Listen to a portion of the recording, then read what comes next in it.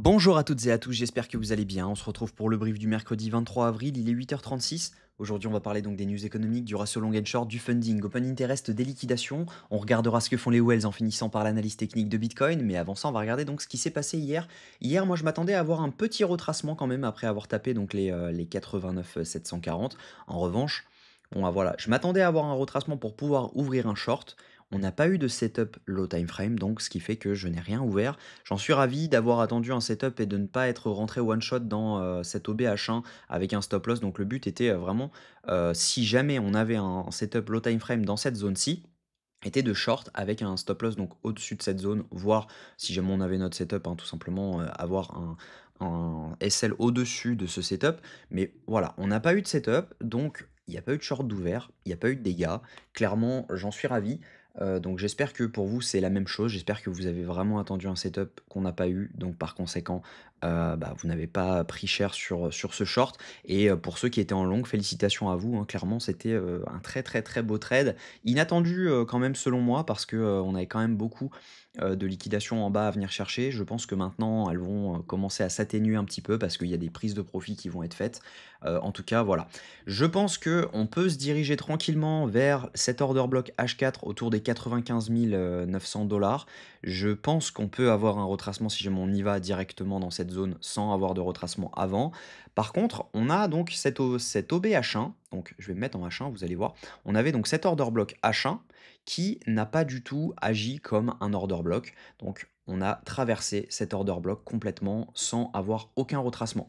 Donc cet order block est devenu un breaker block et donc par conséquent si on revient sur cette zone, on a de fortes chances de rebondir. Donc logiquement, on pourrait faire du yo-yo entre cette zone-ci, donc venir chercher cette OB, avoir un retracement dans cette zone et derrière pouvoir repartir clairement à la hausse quand on revient dans cette zone. Donc ça pourrait être intéressant à trader comme zone. Actuellement, moi je reste baissier parce que je pars du principe que, mis à part ce milliard d'achats sur Bitcoin, bah, on n'a pas vraiment de gros achats en spot, hein. Clairement, on a eu 1 milliard de dollars d'achats hier. Ça représente franchement rien du tout. Quand on regarde la capitalisation de Bitcoin, on est sur du 1700 milliards si jamais je dis pas de bêtises. 1 milliard, voilà, ça représente 0,1%, donc le pump aurait dû être de 0,1%. En revanche, on a eu un pump de près de 6%. Donc voilà, clairement, dites-vous une chose, c'est qu'il y a les contrats dérivés qui poussent derrière et c'est jamais bon d'avoir un prix qui est poussé par les contrats dérivés parce que le mouvement, quand il s'inverse, on part complètement dans l'autre sens, mais très très très rapidement. Donc faites attention à ça, il y a de fortes chances d'avoir un retournement de tendance très rapide sur lequel vous n'aurez pas le temps de vous placer parce que tout le monde va clôturer ses positions en même temps et une position longue qui se clôture est une position vendeuse au market. Donc ça veut dire qu'il faut avoir des ordres en face pour fournir le prix pour ne pas qu'il dégringole trop vite. Donc ça veut dire que si jamais on a des prises de profit qui sont faites, on peut très bien avoir un ravalement de toute la bougie dans lequel derrière on retrace complètement. Donc faites attention à ça, n'allez pas non plus brûler les étapes, n'allez pas FOMO maintenant. Tous les retracements, enfin tous les pumps à un moment sont retracés, donc ça permet toujours de rentrer à un moment ou à un autre. Donc moi ce que je ferais c'est clairement, j'attendrai un retracement pour pouvoir rentrer en spot. Actuellement, on ne peut pas vraiment dire que ce soit un bottom qui soit vraiment clean. Moi, je pense qu'un jour ou l'autre, on va y retourner. Donc, c'est pour ça que, bah, tout simplement, j'ai pas forcément envie d'en acheter maintenant. Par contre, si jamais on a un retracement et que je vois qu'on est en train d'avoir un setup low time frame, pourquoi pas à racheter un peu de Bitcoin juste ici. Mais pour l'instant, voilà, je n'en achète pas. J'ai juste mon DCA automatique qui s'est mis en route à partir donc d'ici. Donc, clairement, voilà, pour le moment, c'est plutôt intéressant. Au niveau crypto bubble, ce qu'on voit, c'est qu'on a du vert à peu près partout, hein. Clairement, les alts ont repris des couleurs. On a donc des même plus 42% sur certains, 31% sur le SUI, donc c'est vraiment beau. Donc clairement, les alts reprennent des couleurs. Sur la semaine, c'est plutôt pas mal. Sur le mois, on a encore un petit peu de rouge à quelques endroits. Bon, sur l'année, on n'en parle pas. On n'est pas encore sorti d'affaires. Clairement pas. Au niveau news économique, aujourd'hui, on va avoir un petit peu de mouvement. À 15h45, on va avoir le PMI manufacturier. Donc attendez-vous quand même à avoir de la volatilité due aux news aujourd'hui. Si on regarde ensuite les funding open interest, pourquoi on a pump, pourquoi on a continué à pump? Tout simplement parce qu'on a eu énormément de shorts qui ont continué à s'ouvrir tout le long de cette montée.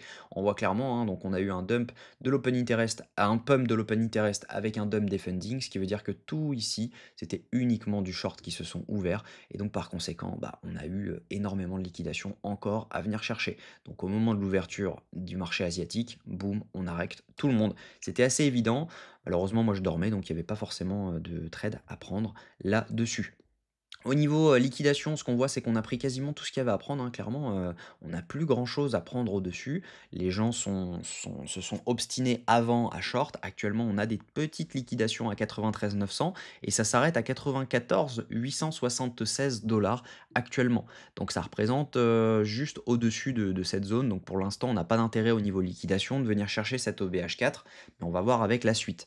Si jamais on regarde donc au niveau, de ce qui se passe actuellement sur les funding open interest, on voit qu'on a une rehausse donc de l'open interest juste ici, avec une hausse des funding qui vient avec. Donc ça veut dire que ici, ce sont des longues qui sont en train de s'ouvrir. Donc par conséquent, on n'est pas à l'abri d'avoir un retracement maintenant pour derrière pouvoir avoir potentiellement un rebond sur le prix, mais à voir si jamais on a ce rebond. Mais en tout cas, pour l'instant, à court terme, on est plutôt sur un retracement à venir qu'un pump du même genre qu'on a eu hier. Sauf inflow positif sur, bien sûr sur les ETF, on verra ça tout à l'heure.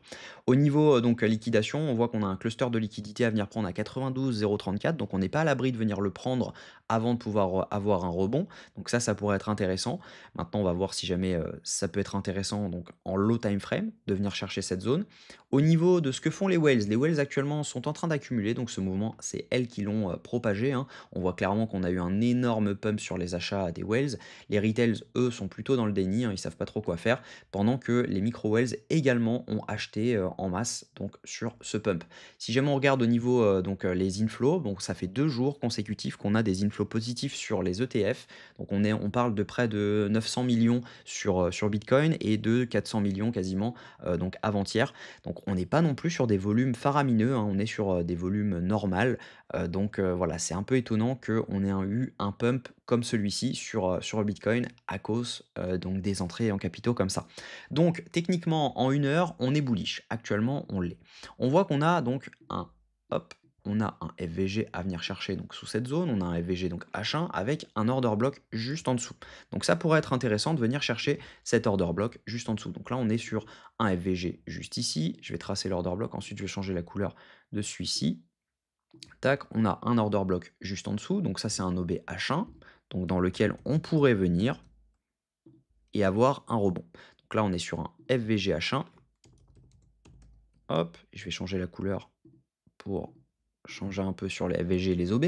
Donc voilà, on a à mon avis de fortes chances de venir retracer dans ces FVG. Maintenant, l'entrée parfaite se ferait dans un OBH1 avec potentiellement un stop loss sous le deuxième OBH1 parce que là on en a un deuxième, hein.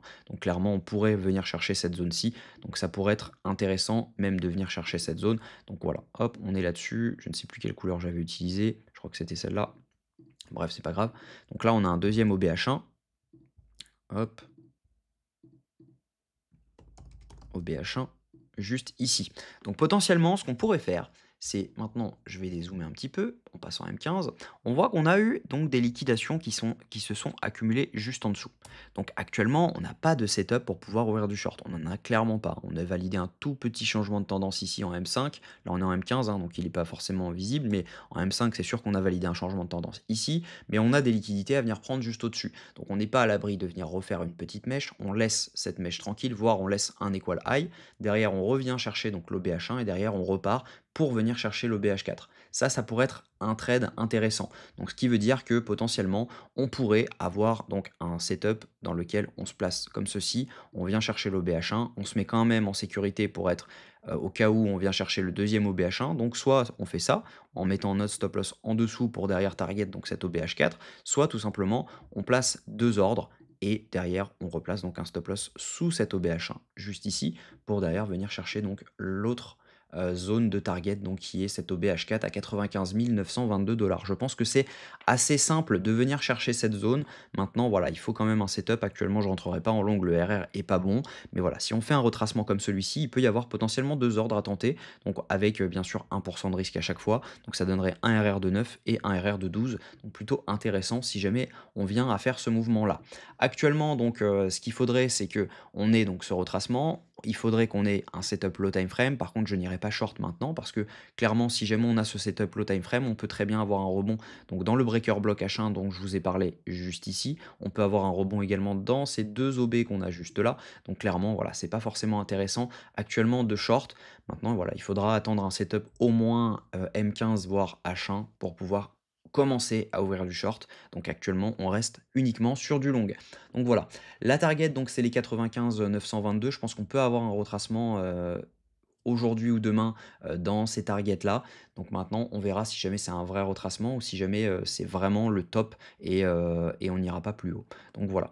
En tout cas, je vous souhaite une très bonne journée. Si jamais les trades, venaient à se concrétiser, je les collerai directement sur la Crypto Mega School. Donc n'hésitez pas à nous rejoindre. Le lien est en description donc de cette vidéo et en tout cas, sinon je vous souhaite une très bonne journée. On se retrouve demain à la même heure. Prenez soin de vous.